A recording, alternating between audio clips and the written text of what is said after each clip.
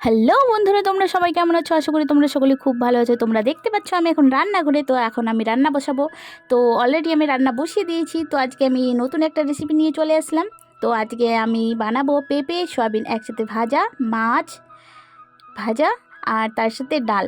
তো তোমরা দেখতে পাচ্ছ আমি পেঁপে তরকারি বসিয়ে দিয়েছি, আর সয়াবিনগুলো আমি আগে ভেজে নিয়েছি কড়াইতে, আর এটা তুলে রাখছি। আর দেখতে পাচ্ছ কীরকম সফট হয়েছে সয়াবিনগুলা। আর অন্যদিকে আমার ডালটা কমপ্লিট হয়ে গেছে অলরেডি। এই যে দেখতে পাচ্ছ, এটা হচ্ছে কি ডাল, এটা হচ্ছে কি মুগ কালার ডাল।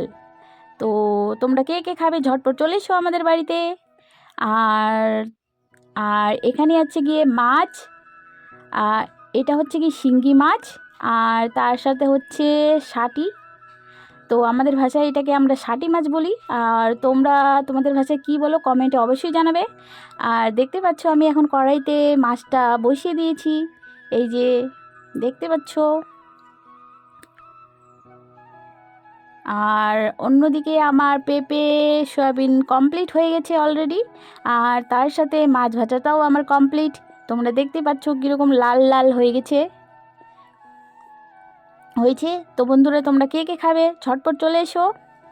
তো আমার ব্লগটা তোমাদের কীরকম লাগলো কমেন্টে অবশ্যই জানাবে বন্ধুরা।